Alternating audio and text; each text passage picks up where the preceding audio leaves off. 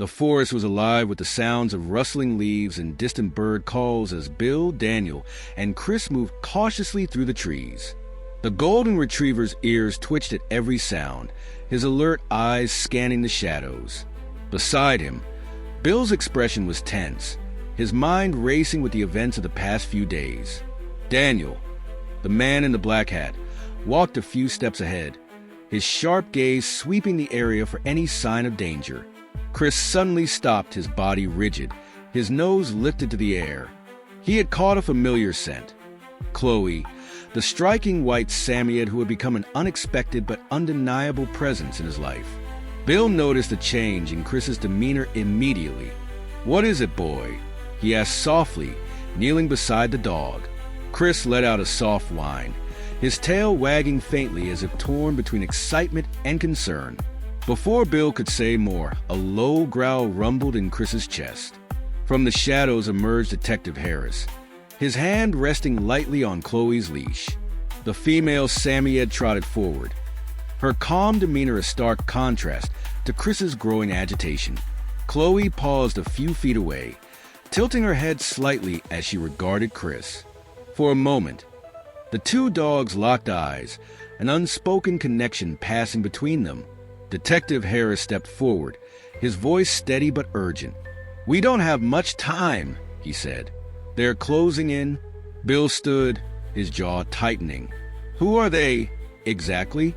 And why do they want Chris so badly?" Harris hesitated, then spoke carefully. "It's not just about Chris anymore. It's about what he represents.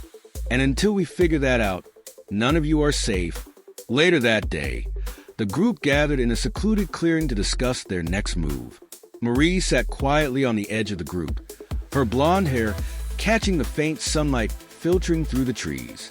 Her presence was still a source of tension, but for now, her knowledge of the organization kept her close. She glanced at Chris, her expression unreadable, before turning her attention back to the others. "We need to find out who's pulling the strings," Daniel said, his voice low. "If we can expose the leader, we might be able to bring the whole operation down." Marie nodded slowly, her hands trembling slightly.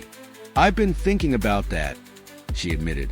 "There's a facility on the outskirts of town. It's where they keep their most sensitive information. If we can get in there, we might find something useful." Bill frowned, his skepticism evident. "And how do you know this?" Marie hesitated, then spoke. "Because I used to work there. Not directly for them, but I was involved. I didn't realize what they were capable of until it was too late." Chris let out a soft bark, drawing everyone's attention. His eyes were fixed on Chloe, who had been quietly observing the group from a distance. Slowly, she approached, her movements graceful and deliberate. When she reached Chris, she sniffed the air around him, her nose twitching slightly. Then, for the first time, she acknowledged him, a single wag of her tail, soft but unmistakable.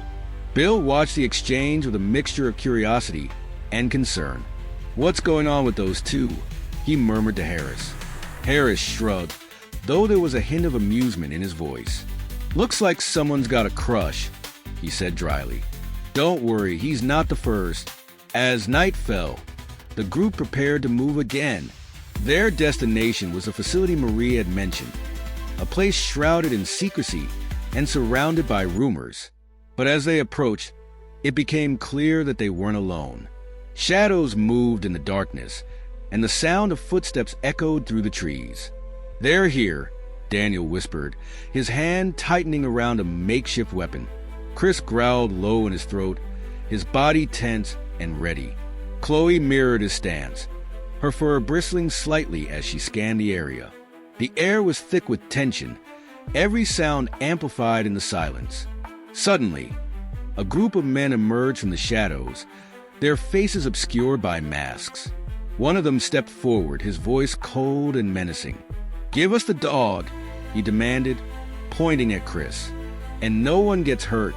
Bill stepped in front of Chris, his voice steady despite the fear coursing through him. "You're not taking him." The man smirked, clearly amused by Bill's defiance. "You really think you can stop us?" Before anyone could react, Chris lunged forward, his teeth bared. The men stumbled back, caught off guard by the dog's sudden aggression. Daniel seized the opportunity, grabbing a nearby rock and hurling it at one of the attackers. The man cried out in pain, clutching his head as he fell to the ground. "Run!" Harris shouted, grabbing Chloe's leash and pulling her toward the trees. Bill followed close behind, Chris at his side. Marie hesitated for a moment before sprinting after them, her breath coming in ragged gasps. They ran until their legs burned, the sound of pursuit fading into the distance. When they finally stopped to catch their breath, they realized something was wrong. Chloe was missing. What happened to her? Bill demanded, turning to Harris. Harris's face was pale, his expression grim. "They took her," he said, his voice barely above a whisper. "They set a trap, and we walked right into it." Chris let out a mournful whine, his body trembling with distress. He looked at Bill, his eyes filled with a mix of confusion and desperation. Bill knelt beside him, placing a reassuring hand on his head. "We'll get her back," he promised, his voice firm despite the anger and frustration boiling inside him. No matter what it takes. The group regrouped, their determination stronger than ever. They knew the organization wouldn't stop until they had Chris, and now Chloe. But Bill and Chris weren't about to give up.